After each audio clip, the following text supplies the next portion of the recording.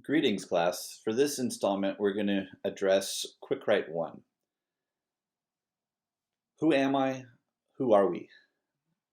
Um, so let me go over the framework of this. You don't need an introduction. Who am I? I mean, I am what you see. I am what you don't see, right?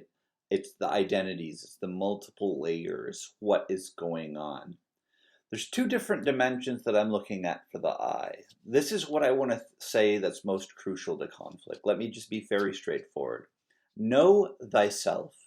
The more you know about yourself, the more you know about your wants, your needs, your values, your interests, your positions, your style for responding to conflict, all of these things that you can know about yourself as we cover it week after week, be as self-reflective, be as introspective, be as much as you can aware of yourself, trying to learn about who you are. If you know that you have hot buttons, right? I am a person who cannot tolerate. Fill in that blank. When you know these things about yourself, you're able to make strategic assessments that involve them, right? Who am I, right? You're a person with values, with interests. These are things that are important to you. You have goals for the future. The more you know about what you want in the world, the more that you can actively work in advancing those interests and working towards those goals, right? Everything about the conflict skills that I want to present to you is about helping you to create the world that you want to live in for you and others. It's not about telling you what I think is best for the world. Maybe we agree on things, maybe we don't, but the idea here is when you learn yourself, what are the things that make you who you are? What are the things that are important to you?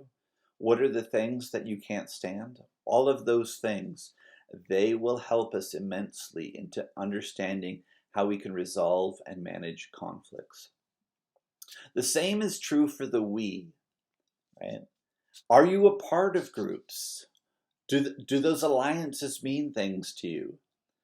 Are you opposed by groups, right? If there's a we and it's a divided and fractured society, sometimes it looks like the United States of America is like this, right? We as a people are Americans, but we as a people are divided on topics, on issues, on different things, right?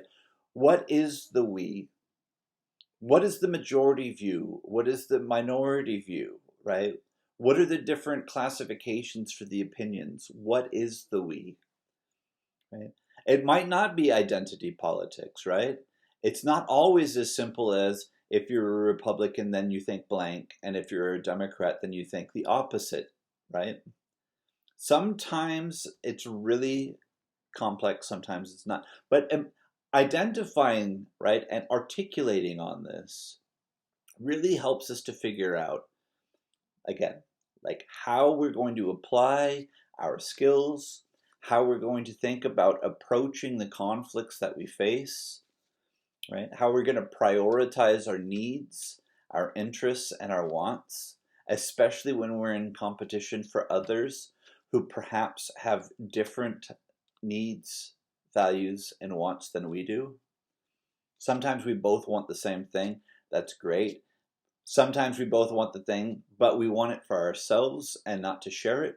So massaging and understanding these dynamics is very crucial, right?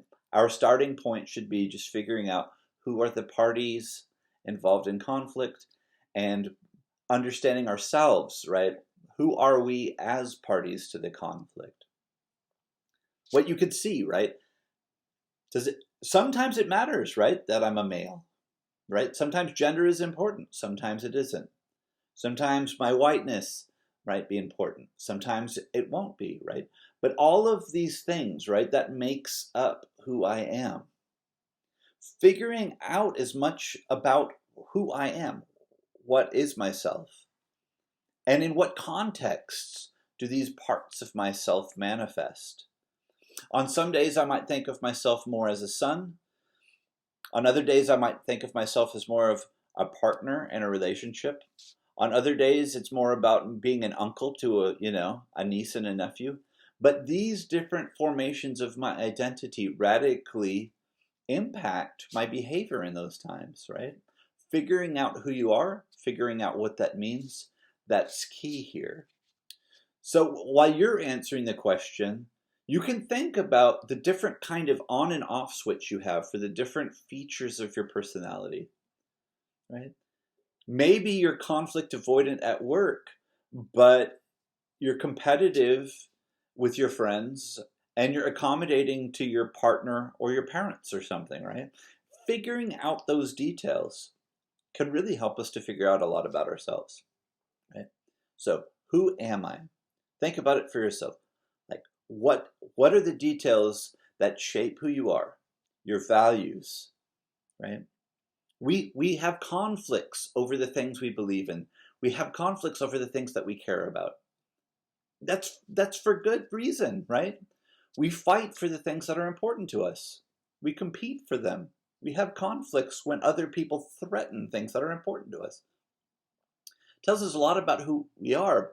But if we can figure it out in advance, then we can start planning in ways that are strategic that help us to best address the outcomes that we desire, the outcomes that we would like to promote. So hopefully that helps to get us started. See you in the next one.